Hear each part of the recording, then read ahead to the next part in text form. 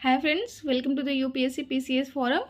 कल हमारा जो वीडियो है ना वो साइज ऑफ डिटेक्टेड रॉक के पास रुक गया था गलती से, तो हम आज यहीं से स्टार्ट करते हैं। उसके पहले मैं फ्रेंड्स आपसे बोलूँगी कि आप चैनल को सब्सक्राइब करना ना भूलें। साइज ऑफ डिटेक्टेड रॉक क्या होता है ना कि वो ब्रोकन डाउन ऑफ रॉक होता है। मतलब कोई फिजिकल वेदरिंग के थ्रू अगर कोई रॉक जो ब्रेक करता है तो उससे जो छोटे छोटे पार्टिकल्स बनते हैं उसको हम डिटेक्टेड रॉक कहते हैं। अब हम इसके कुछ साइज देख लेते हैं। जैसे कि यहाँ पे है बोल्डर, कॉबल, पेबल, ग्रेन्यूल्स। तो इनकी जो साइज़ है वो डिक्रीज कर रही है और इनकी साइज़ कहाँ से कहाँ वेरी करनी चाहिए, 2 मिलीमीटर से 256 मिलीमीटर। और यहाँ पे साइज़ किसके सबसे ज़्यादा बड़ी है, यहाँ पे साइज़ है बोल्डर की सबसे ज़्यादा बड़ी। ओके, और ये साइज़ कहाँ से कहाँ तक डिक्रीज करते हैं, ये साइज़ डिक्रीज करते हैं boulder to granule. Okay, 1/6 to 2 millimetre किसका होता है, सैंड का। और ये किसका डिटेक्टेड रॉक होता है, ये सैंडस्टोन का। और ये बोल्डर, कोबल, पेबल, ग्रेन्यूल ये किसका डिटेक्टेड रॉक होता है, ये कॉन्ग्लोमेरेट रॉक का होता है। 1/256 टू 1/16 mm ये किसका डिटेक्टेड रॉक है, सिल्ट का। सिल्ट की साइज है 1/256 टू 1/16 mm और ये किसका डिटेक्टेड रॉक है, ये सेल का है। ओके, नेक्स्ट देखते हैं। जो क्ले है उसका वो किसका डिटेक्टेड रॉक है, ये मडस्टोन का डिटेक्टेड रॉक है और इसकी साइज 1/256 से लेस होनी चाहिए। अब हम मेटामॉर्फिक रॉक को देखते हैं। It is form through transformation of pre existing rock. मतलब इसका जो फॉर्मेशन होता है वो कोई प्री एग्जिस्टिंग रॉक है, जैसे सेडिमेंट्री रॉक है या तो इग्नियस रॉक है, उसी के ट्रांसफॉर्मेशन से किसका फॉर्मेशन होता है, मेटामॉर्फिक रॉक का formation. Metamorphism occur due to heat, pressure are applied to the pre existing rock. Metamorphism तब होता है जब हीट और प्रेशर अप्लाई किया जाता है किसी रॉक के ऊपर, और in this process there is not change in melting point. और हीट और प्रेशर जो भी अप्लाई होता है वो मेल्टिंग पॉइंट को चेंज ना करे। मतलब कि मेल्टिंग पॉइंट के जस्ट पहले जिस रॉक का फॉर्मेशन होता है उसको हम मेटामॉर्फिक रॉक कहते हैं। अब हम कुछ देख लेते हैं कि कुछ रॉक जो पेरेंट रॉक है और उससे जो मेटामॉर्फिक रॉक का फॉर्मेशन होता है वो कौन कौन सा है। जैसे कि यहाँ ग्रेनाइट रॉक है। ग्रेनाइट कौन सा रॉक होता है, ग्रेनाइट इग्नियस रॉक होता है और इससे किस मेटामॉर्फिक रॉक का फॉर्मेशन होता है, ग्नीस। सेल कौन सा रॉक है, सेडिमेंट्री रॉक है और इससे किस रॉक का फॉर्मेशन होता है, स्लेट। ओके, और सैंडस्टोन भी सेडिमेंट्री रॉक है, इससे किस रॉक का फॉर्मेशन है, क्वार्टजाइट। ओके, ये जो मेटामॉर्फिक रॉक का जो फॉर्मेशन होता है ना ये कहाँ पर होता है, अगर due to heat and pressure. और ये मेनली कहाँ पर होता है, ये मेनली सबडक्शन पॉइंट पे होता है। ठीक है, वहाँ पे हीट और प्रेशर इतना मिलता है कि रॉक ना ट्रांसफॉर्म हो जाता है एक नए रॉक का निर्माण। Metamorphism which occur in limited as rock is poor conductor of heat. ठीक है, और इसका जो फॉर्मेशन है वो लिमिटेड जोन में होता है। क्यों, क्योंकि रॉक जो होता है वो पुअर कंडक्टर ऑफ हीट होता है। मतलब जहाँ तक इसको हीट अप्लाई होता है, जहाँ पे इसको प्रेशर और टेम्परेचर के कांटेक्ट में ज़्यादा आता है जिससे कि इस रॉक का स्ट्रक्चर बदल जाए, उस जगह पे मेटामॉर्फिक रॉक का फॉर्मेशन होता है। और ये बहुत ही कम कन्फाइंड रीजन होता है। ठीक है, नीचे देखते हैं अब मेटामॉर्फिक रॉक को। Metamorphic rock also formed during mountain building. ठीक है, मेटामॉर्फिक रॉक का फॉर्मेशन माउंटेन बिल्डिंग के टाइम पे होता है। Foliation is property of metamorphic rock. Foliation ना आप इसको याद करके रखिएगा, ये कभी भी प्रीलिम्स में पूछ सकता है। फॉलिएशन क्या होता है ना कि लेयर बाय लेयर बाय जो रॉक्स का जमा होता है। ठीक है, तो उसको हम फॉलिएशन कहते हैं और ये किसकी प्रॉपर्टी है, ये मेटामॉर्फिक रॉक की प्रॉपर्टी है।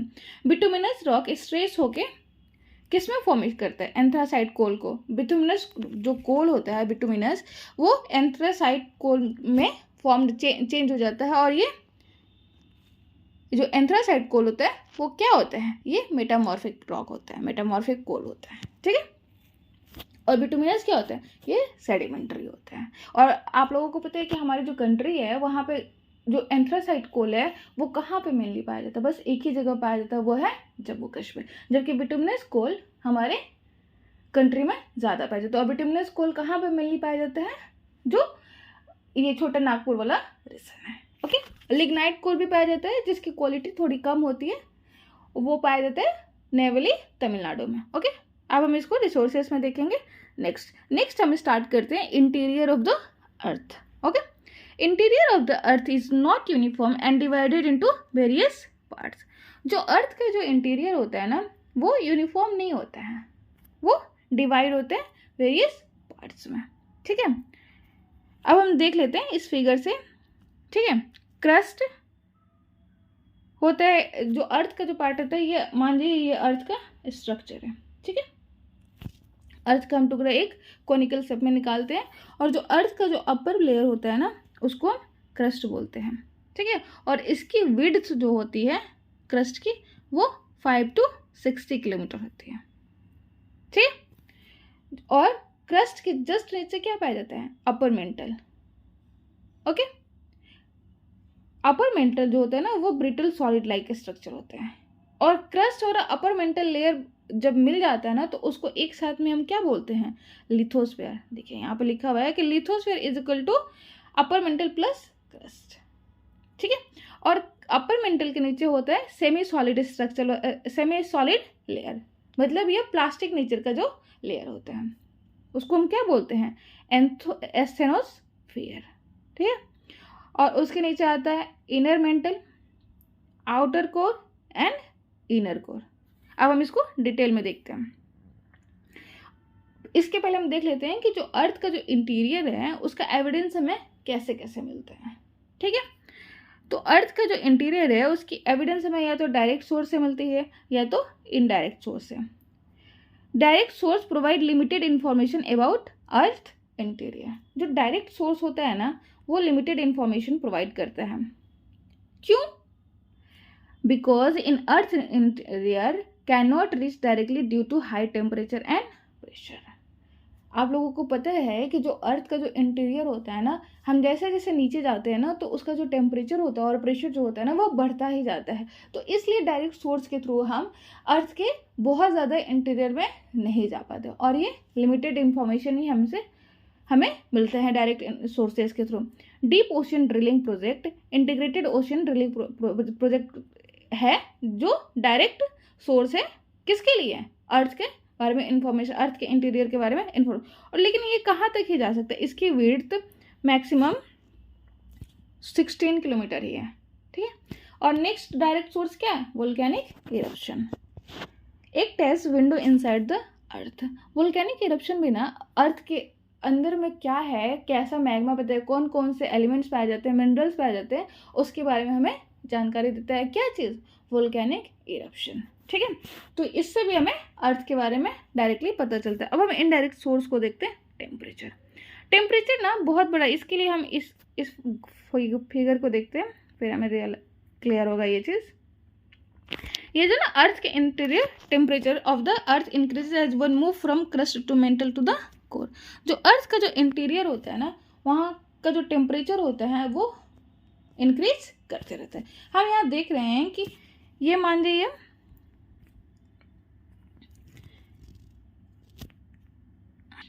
सॉरी मैं फिर से इसको बता देती हूँ, शायद वीडियो रुक गया था।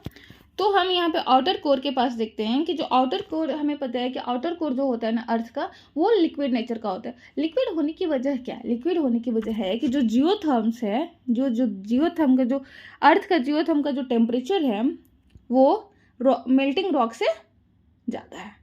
ठीक है, तो मेल्टिंग पॉइंट यहाँ पे कम हो जाता है और जो अर्थ का जो टेम्परेचर है वो जियोथर्म्स वो ज़्यादा हो जाता है। इस वजह से यहाँ जो आउटर कोर है वो लिक्विड नेचर पर, और जब हम inner outer core is molten because the temperature higher than the melting point.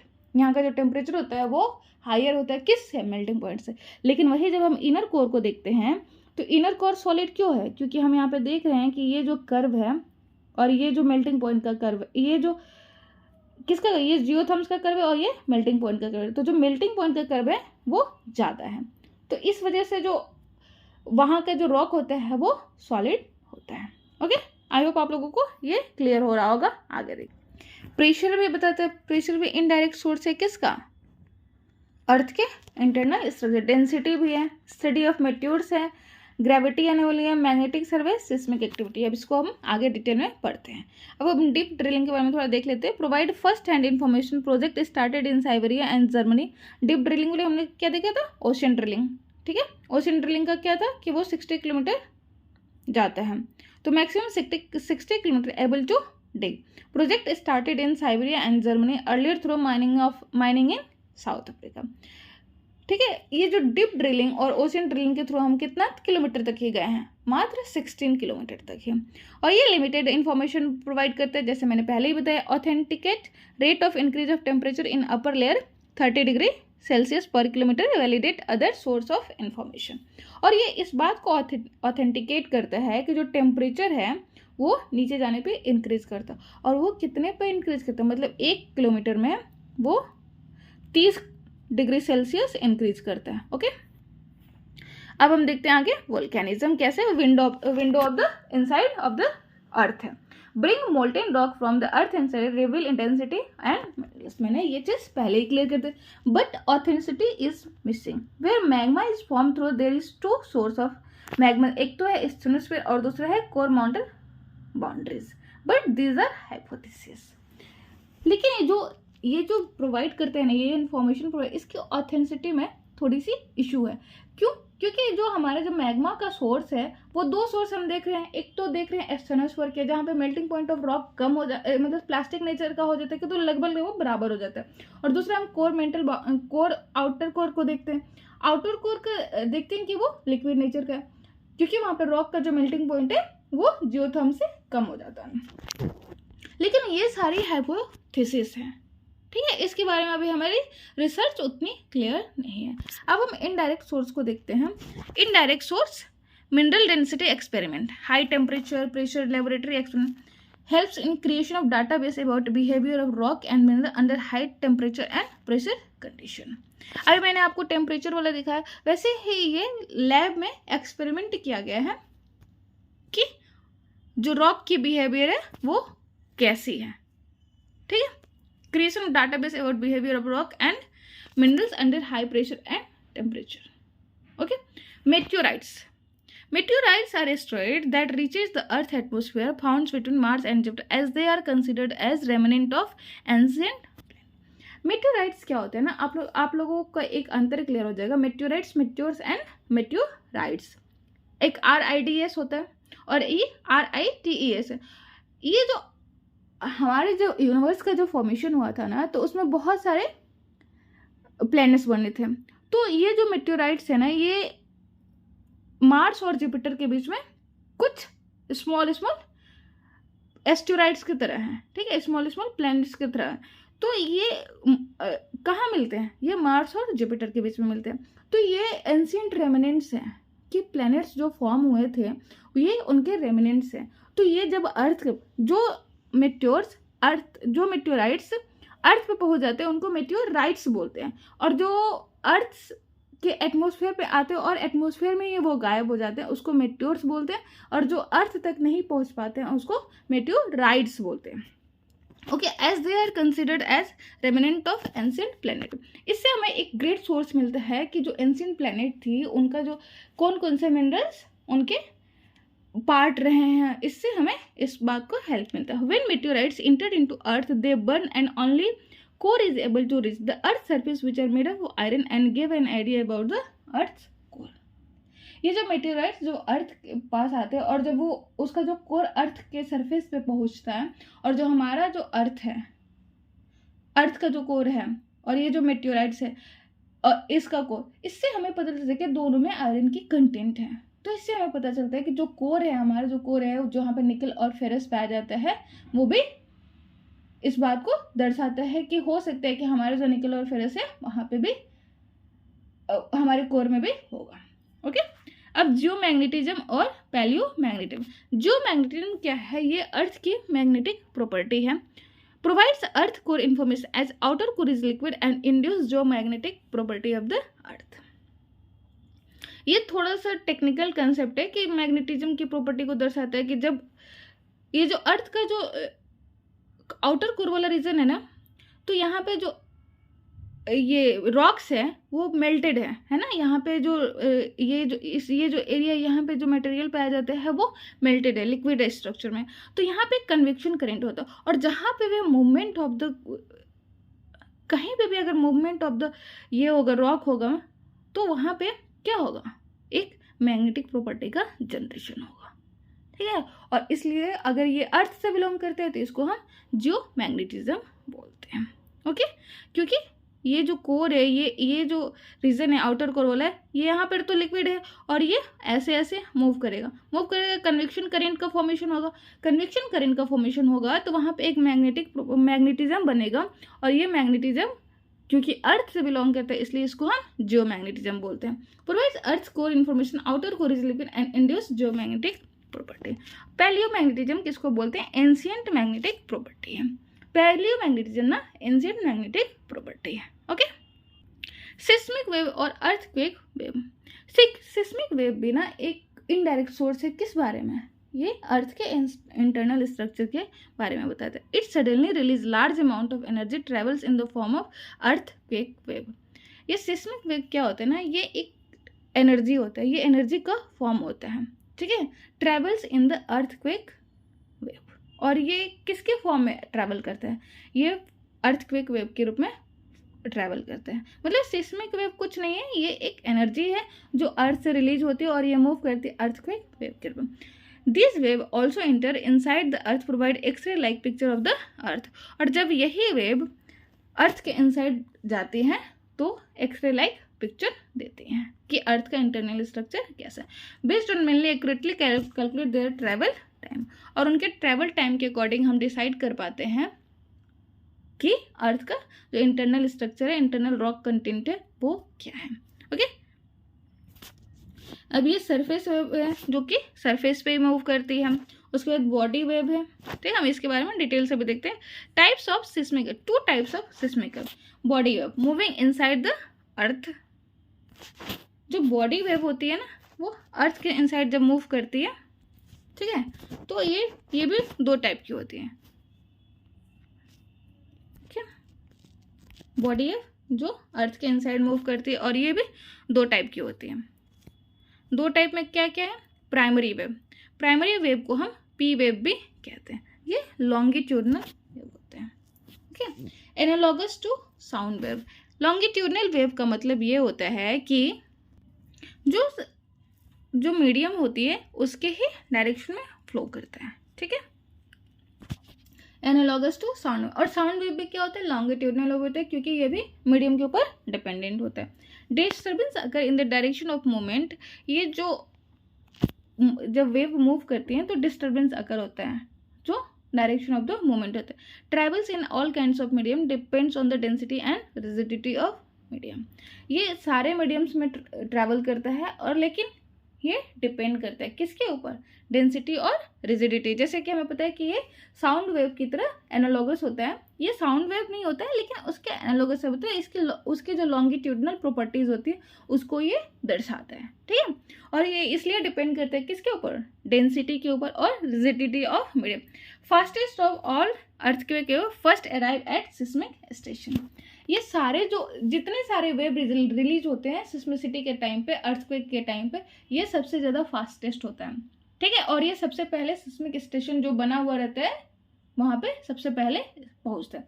Speed of wave directly proportional to density of matter, ठीक है। ये आप लोगों ने साउंड के बारे में पढ़ा होगा, तो डेंसिटी जितना ही ज़्यादा होगा साउंड की जो स्पीड होगी उतनी ज़्यादा होगी। सेकेंडरी वेव, सेकेंडरी वेव को हम ट्रांसवर्स वेव कहते हैं। Disturbance is perpendicular to the direction of motion of the wave. इसका जो डिस्टर्बेंस होता है ना ये परपेंडिकुलर होता है ना। ये मीडियम है और इनका मोमेंट ऐसे ऐसे होता है। एनालॉगस टू लाइट वेव्स, ये लाइट वेव के एनालॉगस है, क्योंकि लाइट वेव भी परपेंडिकुलर मूव करता है किसके? मीडियम के। Movement is function of dense and shear strength of the material, due to this they are unable to move in liquid and gaseous medium, ठीक है। शेयर स्ट्रेंथ की वजह से ये क्या होते हैं? लिक्विड के थ्रू पास नहीं हो पाते हैं, और लिक्विड और गैसियस मीडियम से ये पास नहीं हो पाते हैं। जहाँ पे विस्कोसिटी नहीं होगी ना वहाँ से ही ये पास नहीं होंगे, तो इनके लिए विस्कोसिटी होनी, हाई विस्कोसिटी होनी चाहिए। अब हम एस वेव और पी वेव में थोड़ा अंतर देख लेते हैं, ठीक है। क्राइटेरिया ऑफ डिफरेंस स्पीड, जो एस वेव की स्पीड होती है ना वो इंटरमीडिएट तो पी वेव की फास्टेस्ट होती है। एम्पलीट्यूड एस वेव की इंटरमीडिएट होती है, पी वेव की स्मॉलेस्ट होती है। पीरियड शॉर्टेस्ट होता है, इसके पीरियड इंटरमीडिएट होते हैं। ओनली मीडियम सॉलिड, ये सॉलिड, लिक्विड और गैस तीनों से पास करते हैं। अब हम सरफेस वेव को देखते हैं। सरफेस वेव कौन सा वेव होता है जो कि सरफेस पे मूव करता है, अर्थ सरफेस पे मूव करता है, ठीक, जैसे हम यहाँ पर देख रहे हैं। देखते हैं सरफेस वेव दो टाइप का होता है, रेले वेव्स और loved waves. Loved waves transverse and restricted to horizontal movement, मतलब इसमें वर्टिकल मूवमेंट नहीं होता है, ये ट्रांसवर्स वेव होता है। ट्रांसवर्स मतलब इस वेव की तरह, ये लाइट के एनालॉगस होता है। कॉजेज मैक्सिमम डिस्ट्रक्शन ड्यूरिंग अर्थ। लव वेव जो होता है ना, वो मैक्सिमम डिस्ट्रक्शन क्रिएट करते हैं कब, अर्थक्वेक के टाइम पे। रेले वेव सरफेस वेव, रेले वेव भी सरफेस वेव है। मोर लाइक सी वेव, ये सी वेव की तरह फ्लो करते हैं। More shaking caused by it, have ability to cause more destruction and is generated mainly in strong wave and in small waves they dies। वैसे तो रेले wave की जो एबिलिटी होती है वो लव वेव से ज़्यादा होती है, किस में, मैक्सिमम डिस्ट्रक्शन क्रिएट करने में। लेकिन जो रेले वेव होता है ना, जिसका जनरेशन तभी होता है जब वहाँ पे स्ट्रॉन्ग क्या हो, अर्थक्वेक हो। ओके, स्ट्रॉन्ग अर्थक्वेक होगा तो रेले वेव होगा, तो डिस्ट्रक्शन हाई होगा। वैसे तो जब स्ट्रॉन्ग अर्थक्वेक वेव नहीं होगा तो रेले वेव जनरेट नहीं होगा, वो जल्दी ही डाइज कर जाएगा। इसलिए जो सबसे ज़्यादा भी डिस्ट्रक्शन क्रिएट करते कौन करता है, love waves. Bending of body tells about that the density increases with increase in depth inside the earth, while reflection of waves tells about the abrupt change in density level it happens at discontinuity.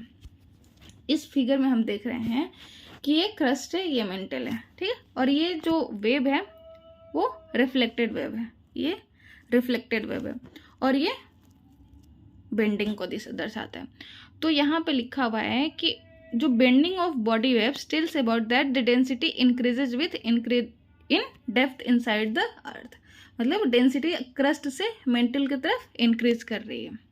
Okay, जबकि ये जो reflection है, ये reflection क्या show कर रहा है, ये reflection show it happens at discontinuity as earth is divided into reflection waves tells about abrupt change in density.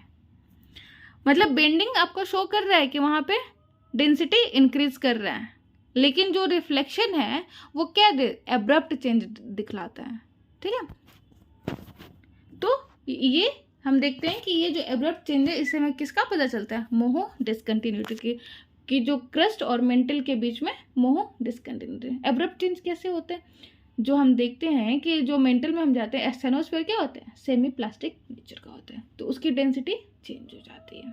Okay, इस wave shadow zone, shadow zone वो होता है जहाँ से वेव पास नहीं करती है। तो इस वेव का जो शैडो जोन होता है ना, वो 100 से 100 डिग्री होता है। ओके, और जो इस वेव वो 100 से 100 तक पास नहीं करते हैं, 100 से 100 तक पास नहीं करते हैं, तो इससे फिर से वहाँ पे एक डिसकंटिन्यूटी की पता चलती है और lead to discovery of liquid outer core. क्योंकि हमें पता है कि जो ये एस वेव होते हैं वो लिक्विड के थ्रू पास नहीं करता है, तो जब एस वेव 100 डिग्री के बाद नहीं पहुंच पाता है, तो इससे ये पता चलता है कि कहीं ना कहीं वहाँ पे लिक्विड मौजूद है, ठीक है। तो इससे हमें किसका पता चलता है, मेंटल और आउटर कोर के बीच जो बाउंड्री होती है, जिसको हम गुटेनबर्ग कहते हैं, वो उसका इन्फॉर्मेशन हमें कैसे मिलता है, एस वेव के थ्रू मिलता है, ठीक है। नेक्स्ट देखते हैं लेहमान। लेहमान जो डिसकंटिन्यूटी है उसका हमें पता कैसे चलता है। अब हमें पता है कि आउटर कोर के बाद जो एस वेव होता है वो तो पास नहीं कर पाता है, लेकिन पी वेव जो होता है वो ट्रैवल करता है लिक्विड से, but there velocity reduces. Velocity reduce कैसे हो जाता है, वेलोसिटी रिड्यूस हो जाता है क्योंकि जो इसकी डेंसिटी है ये लिक्विड है, ओके। जो आउटर कोर है वो लिक्विड रहता है, तो वहाँ पे जो उसकी वेलोसिटी है वो कम हो जाएगी एंड क्रिएट शैडो जोन। और जो पी वेव है उसका भी शैडो जोन बनता है, किसके किस बीच में, 100 और 40 डिग्री के बीच में। Even in P shadow zone there is reflection have, that means there is abrupt change in density of metal even in core as inner core is solid layer. और जब पी वेव पास करता है तो फिर से वहाँ पे डेंसिटी का डिफरेंस पता चलता है, फिर से वहाँ पर रिफ्लेक्शन ऑफ वेव होता है, ठीक है। तो वहाँ पे पता चलता है कि अब्रप्ट चेंज हो रहा है कहाँ पर, आउटर कोर और इनर कोर के बीच में। और आउटर, क्योंकि इनर कोर क्या है वो सॉलिड इन नेचर है। अब हम इनको थोड़ा डिटेल में देखते हैं। Crust, outer most layer of the अर्थ होता है। क्रस्ट क्या होता है? वो अर्थ का आउटर मोस्ट लेयर होता है। Asthenosphere plastic solid over this lithosphere float. और लिथोस्फीयर तो क्या पता है ना कि जो क्रस्ट होता है और अपर मेंटल होता है, इनको लिथोस्फीयर कहते हैं। और जो प्लास्टिक सेमी सॉलिड जो स्ट्रक्चर होता है एस्थोनोस्फीयर का, उस पर ये फ्लोट करते हैं। तो ओशनिक क्रस्ट जो होता है ना वो थिन होता है in comparison to continental crust. और ओशनिक जो क्रस्ट होता है उसकी जो लेंथ है, जो विड्थ है, वो कितनी होती है? Around 7 kilometre. जबकि कॉन्टिनेंटल क्रस्ट की जो विड्थ है वो 35 से 70 किलोमीटर तक भी हो जाता है। और 70 किलोमीटर मेनली कहाँ पे पाया जाता है? ये माउंटेनस रीजन में पाए जाते हैं। थिन नियर ओशनिक रिजेस, जहाँ पे ओशनिक रिजेस होती है ना, वहाँ पे ओशनिक क्रस्ट जो होते हैं वहाँ पे कम पाए जाते हैं। ओशनिक क्रस्ट और कॉन्टिनेंटल क्रस्ट के बीच में हम थोड़ा अंतर देख लेते हैं। ओशनिक क्रस्ट क्या होते हैं? थिन होते हैं, 7 किलोमीटर इनका एवरेज विड्थ होता है। जबकि कॉन्टिनेंटल क्रस्ट का जो विड्थ होता है वो 20 से 70 किलोमीटर तक होता है। ये किसका? ओशनिक क्रस्ट किसका बनता है? बेसाल्टिक रॉक का बना होता है। जो कॉन्टिनेंटल क्रस्ट होता है वो किसका बना होता है? ग्रेनाइट रॉक का। ये लेस डेंस होता है, made of less dense granite. और जो बेसाल्टिक रॉक होता है वो मोर डेंस होता है। और मैंने बोल के रीजन में पढ़ाया था कि जो ओशनिक क्रस्ट होती है वो सबडक्ट करती है। क्यों? क्योंकि जो ओशनिक क्रस्ट जो होता है ना वो उसकी डेंसिटी ज़्यादा होती है। ओके। सिस्मिक वेव 7 किलोमीटर पर सेकेंड, 6 किलोमीटर पर सेकेंड। डेंसिटी 3 ग्राम पर सेंटीमीटर क्यूब, और इनका जो डेंसिटी होता है वो 2.7 ग्राम पर सेंटीमीटर क्यूब। कंपोजिशन क्या होते हैं? ये मैफिक रॉक होते हैं, ये फेल्सिक रॉक होते हैं। फेल्सिक रॉक कौन सा होता है? जिसमें सिलिका का कंटेंट ज़्यादा होता है। Comparatively young, not older than 200 million years होगा। और ये जो होते हैं कॉन्टिनेंटल क्रस्ट, ये ओल्डर होते हैं अराउंड 4.3 बिलियन ईयर्स। और ये यंग क्यों होता है? क्योंकि हमें पता है कि जो अर्थ है हमारा, वहाँ पे क्या होता है? कन्वर्जेंट प्लेट ऑफ बाउंड्री होता है, डाइवर्जेंट होता है और ट्रांसवर्स होता है। तो ये जो कन्वर्जेंट प्लेट बाउंड्री होता है, तो यहाँ पे जो ओशनिक क्रस्ट है वो सबडक्ट करती है। तो यहाँ पे जो ओशनिक क्रस्ट है उनका डिस्ट्रक्शन हो जाता है। ओके। तो इस तरीके से जो ओशनिक क्रस्ट होता है उनका जो ईयर है वो कम होता है। ये in comparison to continental crust ये यंग होते हैं। Destroy at the oceanic trenches as it becomes older and denser. ठीक है, अभी मैंने इसमें समझाया। Can be deform but never destroy as it is less dense and buoyant. ये डिफॉर्म हो जाता है, जैसे कि जब कॉन्टिनेंटल क्रस्ट क्या करते हैं, मेनली फोल्ड माउंटेन का फॉर्मेशन, इनका डिफॉर्मेशन हो जाता है, लेकिन ये कभी भी क्या करते हैं? डिस्ट्रॉय नहीं होते हैं, क्योंकि इनकी डेंसिटी कम होती है। Characterize by greater tectonic activity, क्योंकि इनका यहाँ पे सबडक्शन होते रहता है, तो यहाँ पे टेक्टोनिक एक्टिविटी ज़्यादा उनके लिमिटेड होता है। ठीक है, टेम्परेचर के बारे में मैंने ये चीज़ आपको दिखा दिया है, समझा दिया। नेक्स्ट देखते हैं। आउटर मेंटल जो होता है अप टू 100 किलोमीटर होता है। Crust it is brittle. Crust जो होता है वो ब्रिटल सॉलिड होता है। ब्रिटल सॉलिड का मतलब होता है ना कि ये कोई स्टिक है, तो अगर हम इसको तोड़ेंगे तो यहाँ पे टूट जाएगा, दरार पड़ जाएंगे। लिथोस्फीयर क्या होता है? Outer mantle plus crust. Till 250 kilometre asthenosphere semi solid and plastic nature, temperature are high due to concentration of radio active minerals. जो एस्थोनोस्फीयर वाला जो रीजन है, जो सेमी सॉलिड प्लास्टिक नेचर का पाया जाता है, वहाँ पे टेम्परेचर हाई रहता है। क्यों? क्योंकि वहाँ पे जो रेडियो एक्टिव मिनरल्स वहाँ पे एक्टिव हो जाते हैं। ठीक है, इस वजह से वहाँ का जो रॉक होता है उसका जो नेचर होता है वो semi plastic nature. Asthenosphere are also known as low velocity zone और वीक जोन। उसको लो वेलोसिटी जोन और वीक जोन भी कहते हैं। Inner mantle solid made of ultramafic rock. It have twin properties, behave as brittle solid to certain stresses, to long term stress and lead to formation of convection current। इसका 2 property होता है, एक तो brittle solid की तरह काम करते हैं, और दूसरा जब ये शॉर्ट टर्म स्ट्रेस होगा, ठीक है, शॉर्ट टर्म स्ट्रेस होगा तो ये ब्रिटल सॉलिड की तरह काम करेगा, मतलब ये टूट जाएगा, दरारें पड़ जाएंगे, फ्रैक्चर हो जाएगा। लेकिन जब इसमें लॉन्ग टर्म का स्ट्रेस हो, ठीक है, तो ये किसका, कन्वेक्शन करेंट का फॉर्मेशन कर देते हैं। तो मैंने अभी बताया कि कई बार जो वोल्केनिक एरप्शन होते हैं वो इससे अभी तक कंफर्म नहीं हो पाया है कि जो कन्वेक्शन करंट पाया जाता है वो तो आउटर कोर में भी होता है, वहाँ पे भी लिक्विड नेचर में रॉक्स होते हैं, और मेंटल में भी होते हैं, एस्ट्रोनोस्फीयर में भी होते हैं। तो अभी तक हमें ये क्लियर नहीं हो पाया, तो ये कन्वेक्शन करंट का फॉर्मेशन करते हैं जब यहाँ पे लॉन्ग टाइम का स्ट्रेस हो। Okay, core, lowest most layer, inner solid outer liquid core होते हैं, ठीक है, ये लोवेस्ट होते हैं, और जो इनर पार्ट होता है वो सॉलिड स्ट्रक्चर होता है, और जब आउटर कोर होता है वो लिक्विड का होता है। और हम डिसकंटिन्यूटी के बारे में देख लिए, मोहरविक, लेहमैन और गुटेनबर्ग। मोहरविक किसके किसके बीच में होता है, वो अर्थ के क्रस्ट और मेंटल के बीच में होते हैं, और जो गुटेनबर्ग होता है वो मेंटल और आउटर कोर के बीच में होता है, और आउटर कोर और इनर के बीच में क्या होता है, लेहमैन, ठीक है। Core is made up of iron. Initially, entire core was liquid, but due to convection current led to sinking of denser material towards center.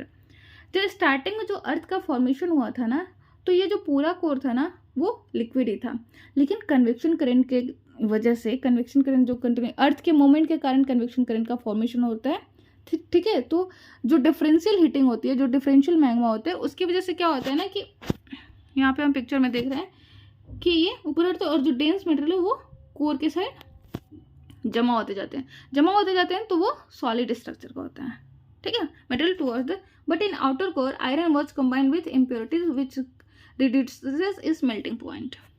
जो प्योर आयरन होता है ना, जो डेंसिटी जिनकी अधिक होती है उनकी मेल्टिंग पॉइंट बहुत ज़्यादा होती है, लेकिन जो आउटर कोर में जो आयरन पाए जाते हैं उनकी डेंसिटी कम होती है। क्यों? उनका जो मेल्टिंग पॉइंट है वो कम होता है। क्यों? क्योंकि वो इम्प्योरिटीज होते हैं उसमें, ठीक है। आई होप आप लोगों को यहाँ तक क्लियर हो रहा होगा। Thank you friends, bye,